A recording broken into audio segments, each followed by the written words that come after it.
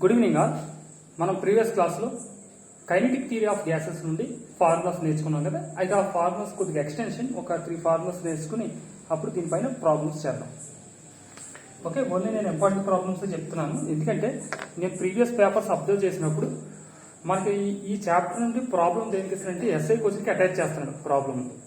అందువల్ల ఏంటంటే ఓన్లీ నేను ఫ్యూ ప్రాబ్లమ్స్ చెప్తున్నా, రిలేటెడ్ ప్రాబ్లమ్స్, ఓన్లీ ఆ ప్రాబ్లమ్స్ మనం ప్రాక్టీస్ చేద్దాం.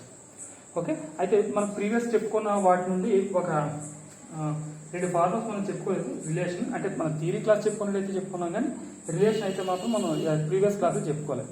కాబట్టి రిలేషన్స్ కూడా ఈరోజు నేర్చుకుందాం. నెక్స్ట్ ఈరోజు క్లాస్లో కైనెటిక్ థియరీ ఆఫ్ గ్యాసెస్ నుండి ప్రాబ్లమ్స్.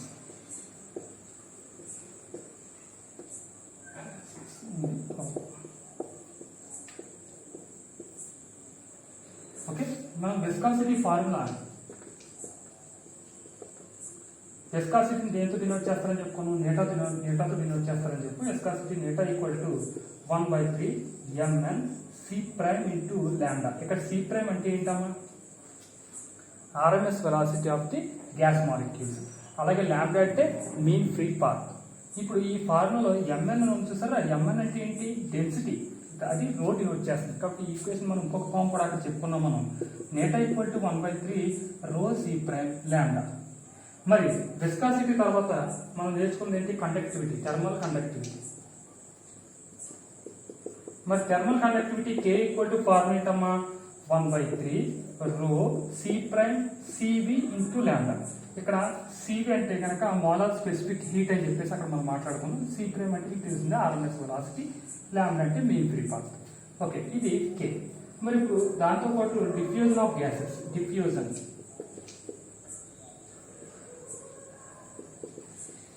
డిఫ్యూజన్ ని మనం దేంతో డినోట్ చేస్తాం, D తో డినోట్ చేస్తాం. డిఫ్యూజన్ ఈక్వల్ టు ఏంటి, 1/3 C prime into lambda, 1/3 C prime into lambda. ఇప్పుడు వీటిలో మనకి ఏంటంటే నేటాకి Kకి రిలేషన్, అంటే విస్కాసిటీకి కండక్టివిటీకి రిలేషన్ కూడా మనం ప్రూవ్ చేస్తాం. రిలేషన్ బిట్వీన్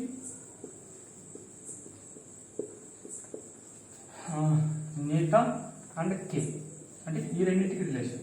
ఇక్కడ చూస్తే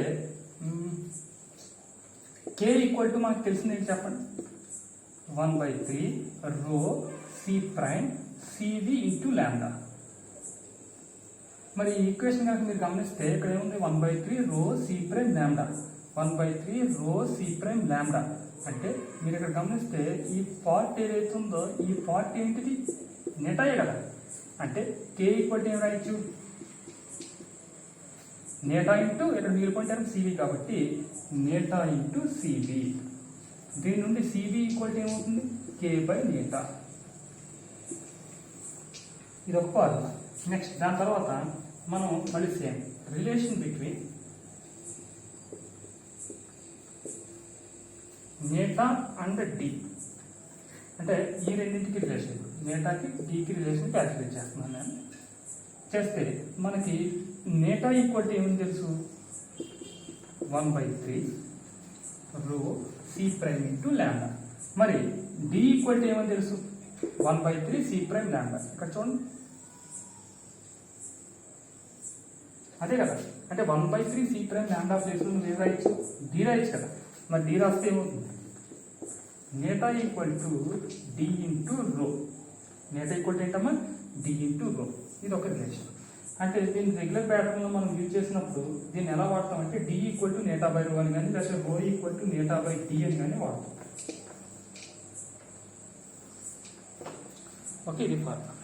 అంటే మీరు చూడమ్మా, ఇక్కడ ఫార్ములాస్ నేనైతే దీంతో డెరైవ్ చేశాను, కానీ మీకు ఈ డెరివేషన్స్ ఏం పని లేదు. మీకు నేటా అండ్ K రిలేషన్ ఏంటంటే CV equal to K by eta. Eta and K relation ఏంటమ్మా, CV equal to K by eta. Okay, next అలాగే రిలేషన్ బిట్వీన్ నేటా అండ్ డి అంటే rho equal to eta by D.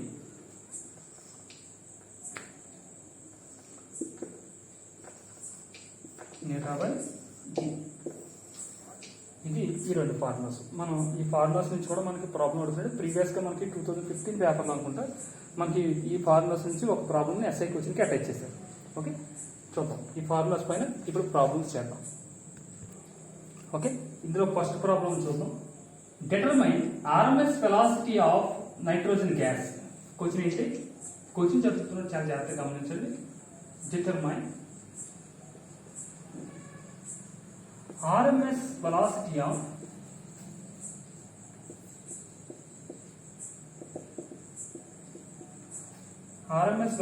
of nitrogen gas N2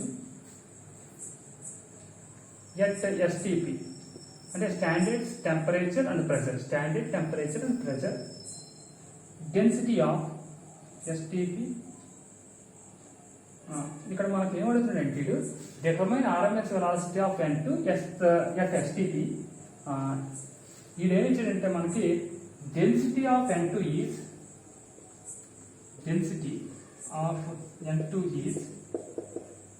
1.25 kg by meter cube అని ఇచ్చాడు.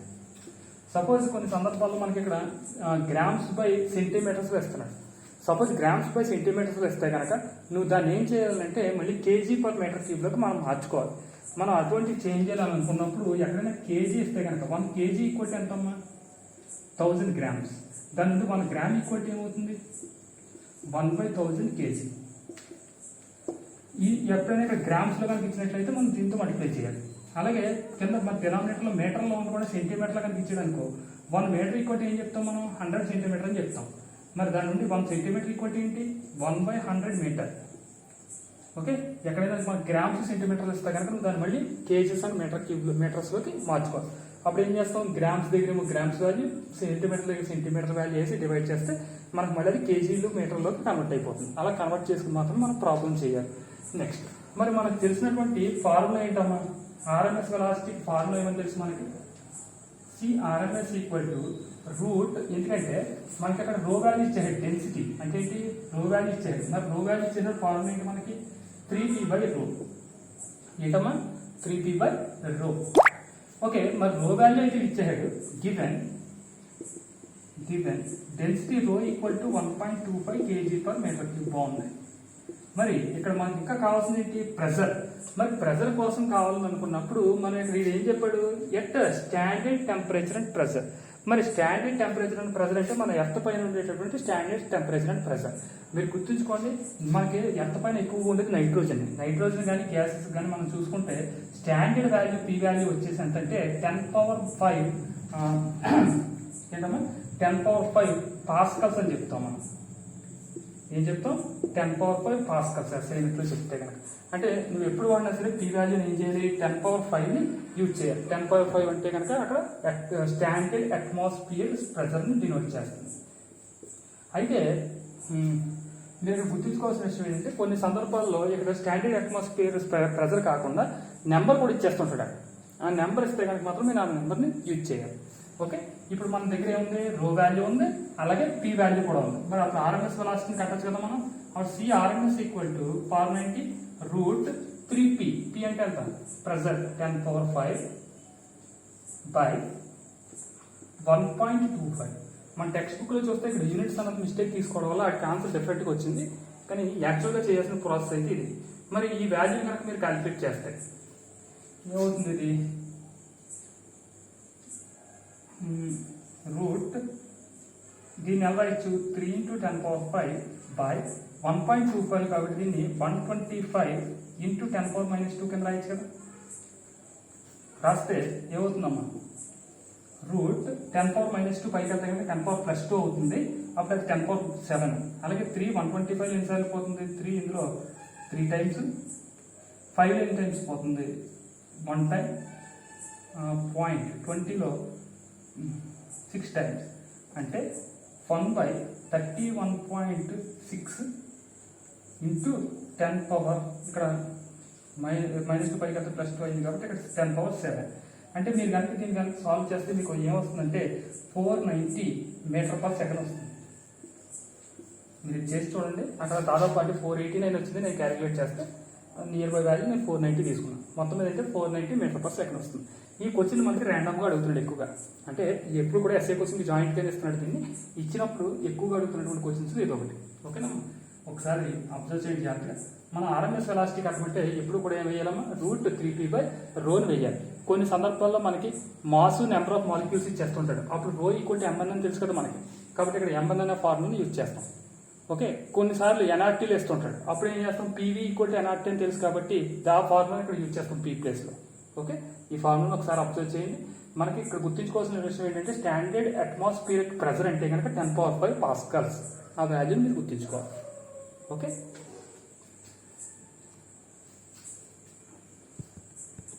ఓకేనమ్మా. Next problem number 2. Calculate the value of RMS velocity. Calculate the value of RMS velocity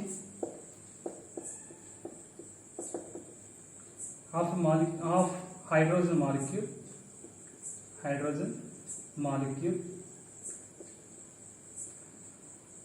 at STP, standard temperature and pressure, STP, given that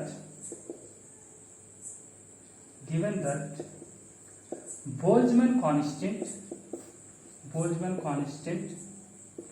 K = 1.38 into 10⁻⁻23. మనకు Boltzmann constant ఇచ్చేయడమా. And also given Avogadro's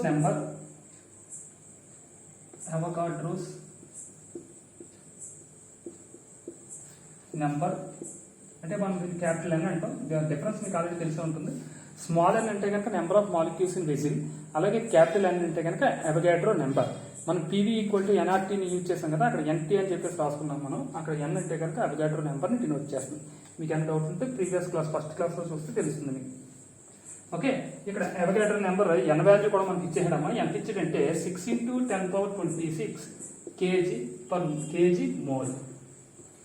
okay, ఇప్పుడు మనల్ని అక్కడ Avogadro number అంటే కూడా మీరు తెలుసుకోవచ్చు, number of elementary particles in mole of substance. అంటే ఒక సబ్స్టెన్స్ తీసుకున్నప్పుడు అందులో ఒక మోల్ తీసుకుంటే కనుక ఆ మోల్లో ఎన్ని ఎలిమెంటరీ పార్టికల్స్ ఉన్నాయి అంటే మనకు పార్టికల్స్ అని కాదు, మాలిక్యూల్స్. అంటే ఒక మోల్ గ్యాస్ కనుక తీసుకుంటే కనుక అందులో మనకి ఎన్ని మాలిక్యూల్స్ ఉన్నాయని అవగాడ్రోస్ నెంబర్ మనకి డినోట్ చేస్తుంది. ఓకే, మనకి ఇప్పుడు దీని ఆన్సర్ కట్టడం మీకు ఆల్రెడీ ప్రీవియస్గా తెలిసిన ఫార్ములా. RMS వెలాసిటీ ఫార్ములా ఏంటంటే √3kT/m. మరి ఇక్కడ నేను మాస్ అడిగాడు కదమ్మా, ఈ మాస్ కనుక కట్టాలని అంటే దీనికి మళ్ళీ formula mass, atomic mass by Avogadro's number. Mass m = formula atomic mass by Avogadro's number.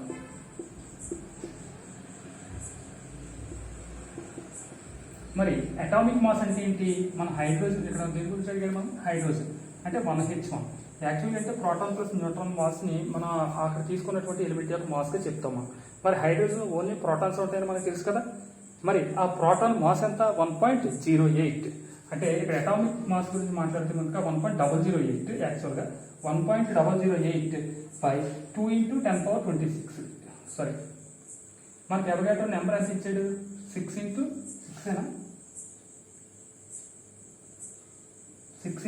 10⁻26. అంటే దీన్ని కనుక నువ్వు సాల్వ్ చేస్తే ఎంత వస్తుందమ్మా, సాల్వ్ చేస్తే కనుక మనకి ఏమొస్తుందంటే 1.66 × 10⁻⁻27 వస్తుంది. మీరు జస్ట్ దీన్ని 1 తీసేసుకున్నా పెద్ద ప్రాబ్లం ఏమి ఉండదు. మీరు కనుక అలా చేస్తే 1.66 × 10⁻⁻27 వస్తుంది. అంటే ఆన్లైన్ క్లాస్ నేను ఇక్కడ క్యాలిక్యులేట్ చేస్తే టైం ఎక్కువ పడుతుంది కాబట్టి నేను డైరెక్ట్ ఆన్సర్ వేస్తున్నా. 1.66 × 10⁻⁻27 kg అనేది అక్కడ వస్తుంది అన్నమాట. ఇప్పుడు నీకు అటామిక్ నీకు మాస్ అనేది తెలిసిపోయింది. కే వాల్యూ బోల్ట్జ్మాన్ కాన్స్టెంట్ ఇచ్చేసారు. అలాగే ఇక్కడ స్టాండర్డ్ టెంపరేచర్ అని ప్రెజర్ అన్నారు. మరి టెంపరేచర్ వాల్యూ స్టాండర్డ్ టెంపరేచర్ అంటే ఇప్పుడు కూడా ఎలా తీసుకుంటారు అంటే 0 డిగ్రీ సెంటీగ్రేడ్. ఆడు ఇచ్చిన ఇవ్వకపోయినా సరే ఏం తీసుకుంటారు మీరు, 0 డిగ్రీ సెంటీగ్రేడ్ని తీసుకోండి. మనకి 0 డిగ్రీ సెంటీగ్రేడ్ అన్నా లేకపోతే 273 డిగ్రీ కెల్విన్ అన్నా సరే ఒకటే. మనం 0 డిగ్రీ సెంటీగ్రేడ్ అన్నా లేకపోతే 273 కెల్విన్ అన్నా సరే ఒకటే. కాబట్టి ఇక్కడ టీ వాల్యూ ఏం తీసుకోవాలి, 273 తీసుకోవాలి. కే అలాగా బోల్ట్జ్మాన్ కాన్స్టెంట్ ఆయన ఇచ్చాడు. కాబట్టి ఈ వాల్యూస్ అన్నింటినీ కూడా ఇక్కడ పుట్ చేస్తే CRMS = √3 × Boltzmann constant value 1.38 into 10 power minus 23 by m value కూడా ఇచ్చాడు అంటే మనం క్యాలిక్యులేట్ చేసాం m value 1.66 into 10 power minus 27. మరి ఈ వాల్యూస్ కనుక ఇక్కడ పుట్ చేస్తే మనకి పైన క్యాలిక్యులేషన్ చేస్తే నేను చేశాను ఆల్రెడీ, మీరు కూడా చేయండి. 3 into 1.38 అంటే కనుక ఇటు ఇక్కడ టెంపరేచర్ చేసాం మనం, టెంపరేచర్ అంటే 273.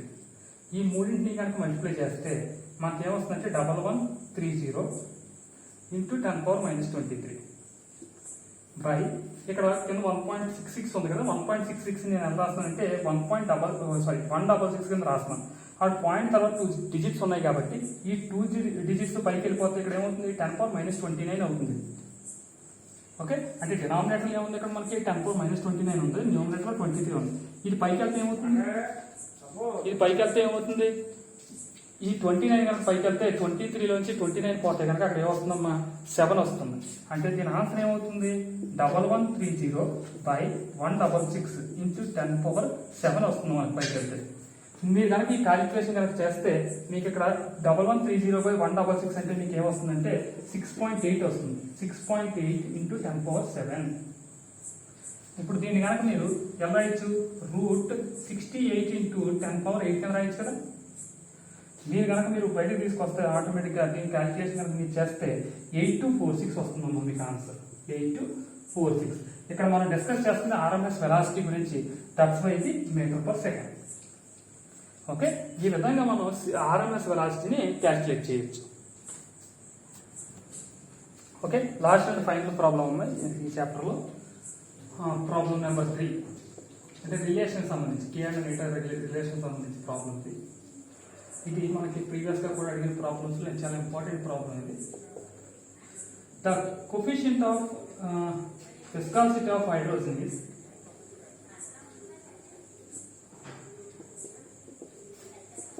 coefficient of viscosity of hydrogen is 8.6 into 10 power minus 6 Newton second power meter square. అంటే మనకి ఏమి ఇచ్చాడు, విస్కాసిటీ ఇచ్చేసాడు. at given temperature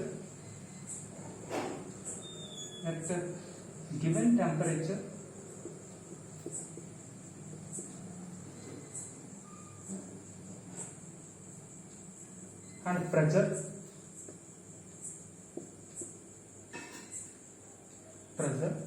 find the coefficient of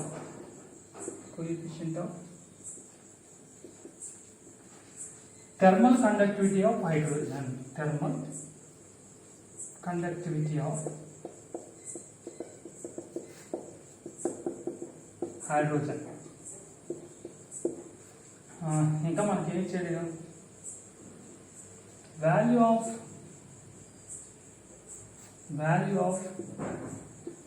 CV specific heat at the constant volume CV equal to 1.1 into 10 power 4 joules. Specific heat ఇచ్చేసాడు మనకి, అంటే CV value ఇచ్చేసాడు, ఇంకేం ఇచ్చాడు మనకి విస్కాసిటీ ఇచ్చేసాడు. మరి నేను ఏం కట్టమంటున్నాను, థర్మల్ కండక్టివిటీని కట్టమంటున్నాను. మరి వీటి మధ్య ఉన్నటువంటి రిలేషన్ ఏంటి మనకి, CV equal to K by నీటా. ఈరోజు క్లాస్ స్టార్ట్ చేసినప్పుడు చెప్పిన ఈ ఫార్ములా CV ఈక్వల్ ఏంటి K by నీటా. మరి దీంట్లో మనకు కట్టమంటుంది ఏంటి, K వాల్యూని ఫైండ్ అవుట్ చేయమంటున్నారు. K అంటే ఏంటి, థర్మల్ కండక్టివిటీని ఫైండ్ అవుట్ చేయమంటున్నారు. అప్పుడు K ఈక్వల్ ఏమవుతుందమ్మా CV ఇంటూ నీటా. మరి implies K equal to CV value ఇచ్చేసాడు, ఎంత ఇచ్చాడు మనకి 1.1 into 10 power 4. అలాగే నీటా వాల్యూ ఇచ్చేసాడు, ఎంత ఇచ్చాడు విస్కాసిటీ. ఇక్కడ రాసుకోండి మీరు, given solution, given viscosity eta equal to 8.6 into 10 power minus 6 Newton second per meter square and CV equal to specific heat అమ్మ. CV అంటే specific heat equal to 1.1 into 10 power 4 joules. అంటే ఇక్కడ స్పెసిఫిక్ హీట్ పుట్ చేసాం, next నీటా value కనుక put చేస్తే 8.6 into 10 power minus 6. ఇప్పుడు మీరు కనుక దీన్ని సాల్వ్ చేసినట్లయితే plus K equal to 1.1 into 8.6 into 10⁴ 10⁻⁻6 అంటే ఎంత 10⁻². ఇప్పుడు దీని నుండి నేను ఏం చేస్తానంటే 1186 అని రాస్తుంది. 0.1 ఉంది కాబట్టి 10⁻⁻1, ఇక్కడ 0.6 ఉంది కాబట్టి 0.2 బయటకు వెళ్ళిపోతే 10⁻⁻1. 10⁻⁻1 ఇంటూ 10⁻⁻1 అంటే 10⁻². 10⁻² ఇంటూ 10⁻² అంటే 10⁻⁴ కదా. అంటే అక్కడ 86 ఇంటూ 11 కనుక చేస్తే నీకు ఎంత వస్తుందంటే 946 వస్తుంది. 946 చేద్దాం, ఇక్కడైతే డైరెక్ట్ చేస్తారు, మనం చేద్దాం. 86 11 అంటే 6 8 6 8 అంటే 6 8 6 కలిపితే కనుక 14 1 946. ఓకే, సరిపోయింది అంతే, కరెక్ట్. 946 ఇంటూ 10⁻⁻4. మరి 10⁻⁻4 కనుక తీసుకొచ్చేస్తే k ఈక్వల్ ఏమవుతుంది 0.0946. ఇక్కడ మనం ఫైనల్గా ఏం ఫైండ్ అవుట్ చేసాం, థర్మల్ కండక్టివిటీ వాల్యూని ఫైండ్ అవుట్ చేసాం. ఓకే, థర్మల్ కండక్టివిటీకి యూనిట్స్ గుర్తుంచుకోండి, watt by metre into kelvin. W/MK అని చెప్పి చెప్తామా, ఈ యూనిట్స్ మనం గుర్తుంచుకోవాలి. W అంటే అక్కడ వాట్స్. Okay, see all. ఈ రోజుతో మనకి ఈ ప్రాబ్లమ్ సెషన్ కూడా కంప్లీట్ అయింది కాబట్టి టుమారో క్లాస్లో మనం థెర్మోడైనమిక్స్ గురించి డిస్కస్ చేద్దాం. Thank you all.